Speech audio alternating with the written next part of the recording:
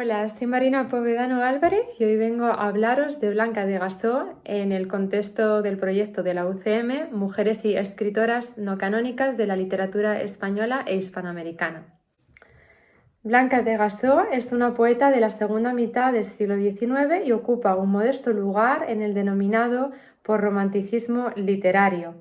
La escritora, nacida el 26 de noviembre de 1846, aparece registrada como Blanca, hija de Federica López, madre soltera y posiblemente bailarina de profesión.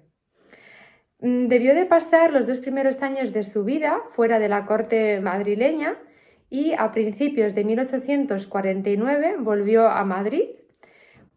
Fue acogida entonces con probable acuerdo previo por Máxima Ortiz, comerciante de la corte, y Antonio Jacinto de Gasó, hacendado en Cataluña, quienes tras su matrimonio legalizaron su situación familiar y adoptaron así a la niña.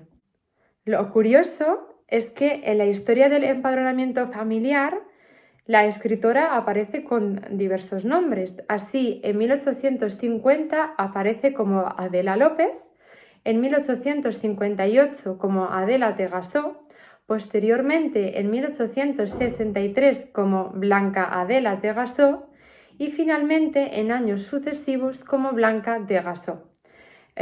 Onomásticos, todos ellos difíciles de explicar. La autora perteneció a la Sociedad de Escritores y Artistas de Madrid y asimismo a la Sociedad Económica Matritense de Amigos del País. A comienzos de 1866, cuando había cumplido 19 años, empieza su andadura literaria.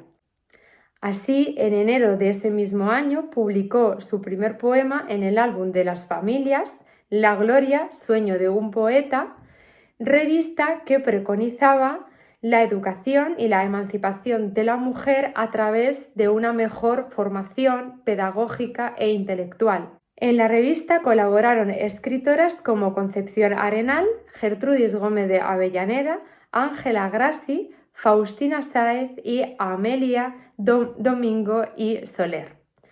En junio de ese año, El Correo de la Moda, revista de gran difusión y trascendencia literaria, publicó un nuevo poema de Blanca, Aves y Horas, que incluiría posteriormente en su Corona de la Infancia. En el otoño de ese mismo año, animada por su familia y sus mentores literarios, publicó Corona de la Infancia, al que subtituló Lecturas poéticas y canciones para niños.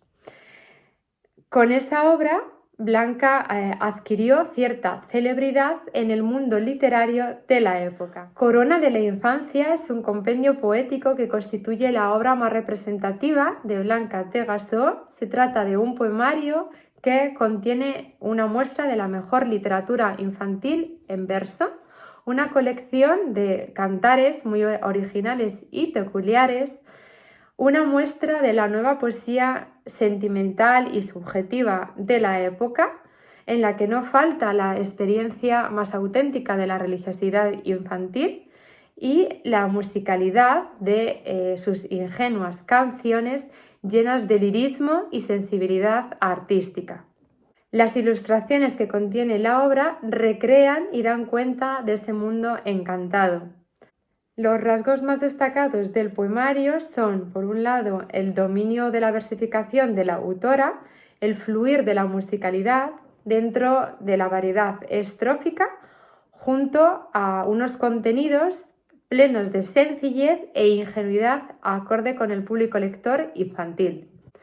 Así, su amiga y colega Ángela Grassi escribe en el prólogo del poemario: nadie mejor que la autora del presente libro puede desempeñar esta tarea sublime. Niña como los niños a quienes dedica sus cantos, pero dotada de una profundidad no común de ideas, puede revestir los graves pensamientos que la ocupan con las galas de su lenguaje infantil y persuasivo. La obra se encuadra dentro del género de la tradición de la literatura infantil, en la que destacaron poetas de la época como Campoamor y Fernán Caballero.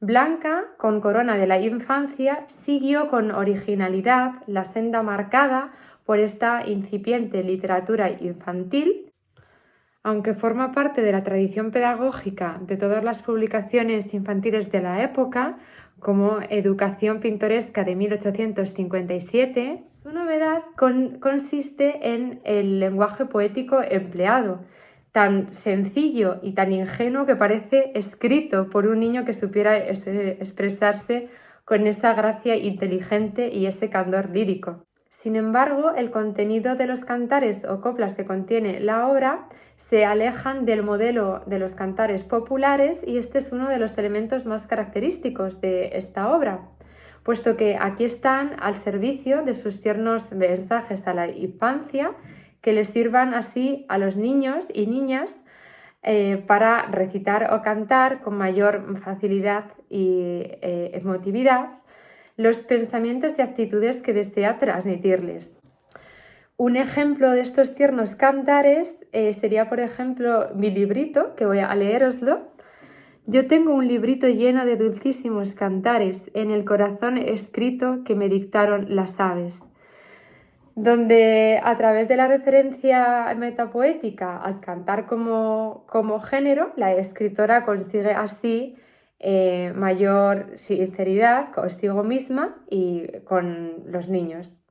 Pero el grupo de poemas más relevante y característico del libro son las canciones infantiles llenas de ingenuidad, espontaneidad, gracia y frescura, que se caracterizan por su estructura melódica, por el empleo frecuente del estribillo y del diminutivo. Incluso es probable que la propia Blanca fuese poniéndoles música para ser cantadas a coro.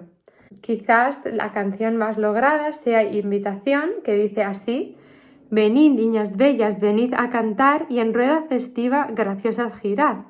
Cuán bello es el mundo en nuestra niñez, cantemos, gocemos en rico vergel. Por otra parte, su única obra teatral, 2 de mayo, dedicada a Madrid, fue estrenada en mayo de 1873 y ese mismo año empezó la edición de El amigo de las damas, un almanaque anual donde reunía trabajos de diferentes autores y que llegó hasta 1876. En junio de 1873 publicó su tercera obra, Cantares a los ojos, que es un manuscrito de cantares dedicado a Alfonso XII, que supondría un cambio de tono hacia el sentimiento amoroso. Finalmente, sus composiciones teatrales, la comedia El primer vuelo y la tragedia Numancia, aún no se han localizado. Su trayectoria vital concluyó de manera trágica, como demuestran los periódicos de la época. Blanca fue asesinada en 1877 de un tiro de revólver por su padre adoptivo, quien a continuación se suicidó. Hecho que fue explicado como efecto de sus planes cabalísticos y su disconformidad con los amores de su hija. De hecho, Blanca, 10 días antes de ser asesinada, había contraído matrimonio con su novio. Pero a pesar de este final trágico, debemos recordar que la escritora, gracias a su Corona de la Infancia, adquirió cierta celebridad en el ambiente literario de su época y se convirtió en la poeta de los niños y las niñas del siglo XIX.